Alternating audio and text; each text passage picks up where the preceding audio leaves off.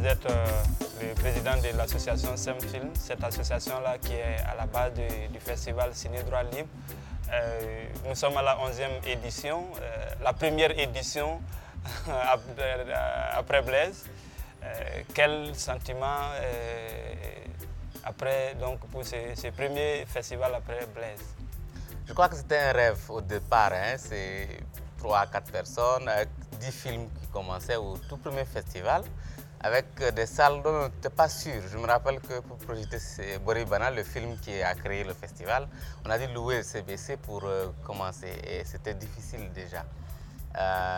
Mais aujourd'hui, 11 ans, 10 ans après, le miracle s'est produit, Blaise est parti, le festival a pris de l'ampleur et le festival a accouché beaucoup d'enfants. Et aujourd'hui, on est heureux de voir non seulement des mouvements citoyens qui naissent, la conscientisation, les films qui sont regardés. Il n'y a pas de tabou. Je crois que les gens ont revendiqué un mot à Ciné Droit Libre.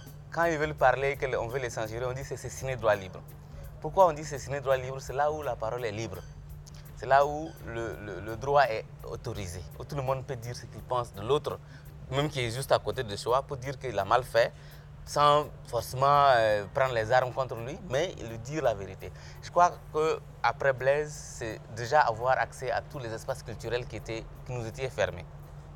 Le ciné Burkina, le ciné Nourwaya et d'autres espaces, il faudrait qu'on les investisse avec nos films que nous produisons, avec des invités qui viennent, avec d'autres espaces d'expression, les concerts de musiciens.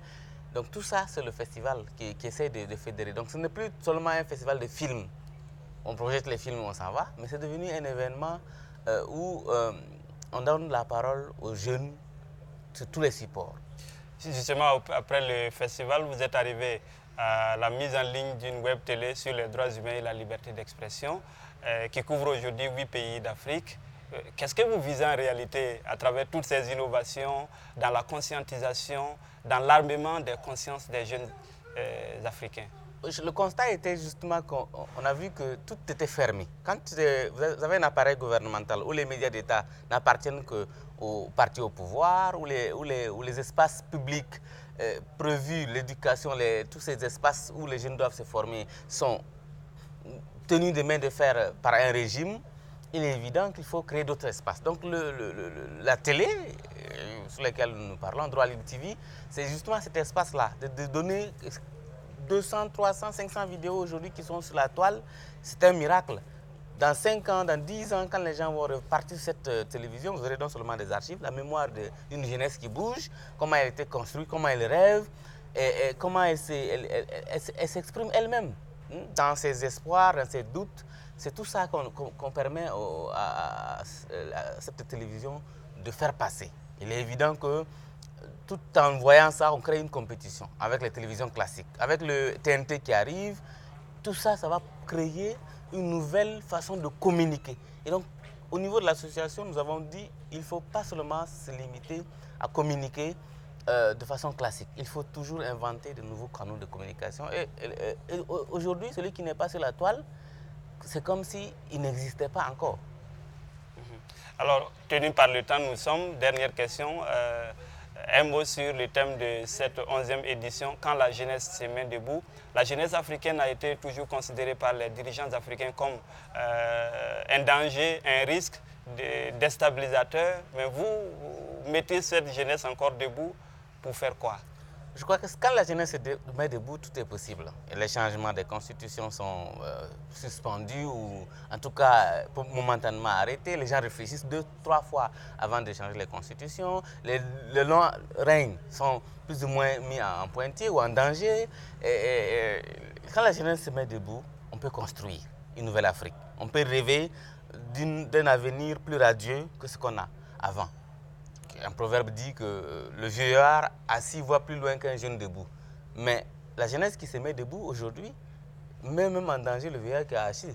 Parce que s'il est assis tout son fauteuil en pensant qu'il va plus loin, le jeune il est debout. Donc il va voir au-dessus du vieux et plus loin encore, il sera obligé d'amener le jeune à se mettre debout. Et pour paraphraser Joseph Kizerbo, si nous nous couchons, nous sommes morts. Donc se mettre debout est aussi un signe, pas seulement de se mettre debout physiquement pour brûler des pneus, pour saccager des sièges de partis politiques, mais se mettre debout avec sa carte électeur, se mettre debout avec son moyen de communication. Quand vous utilisez les Facebook, les Twitter, tous ces réseaux sociaux, ce n'est plus pour draguer une fille, c'est pour passer un message de conscientisation, de dire il y a quelque chose qui se passe ici, il ne faut pas que ça se passe.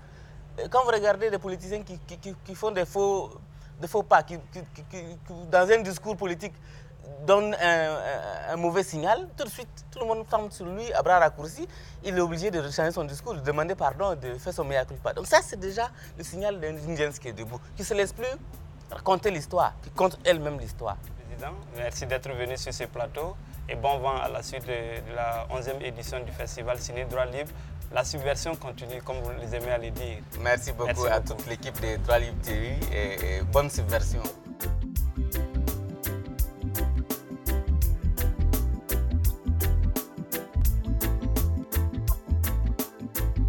Droit Libre TV, la web télé 100% droits humains, 100% liberté d'expression.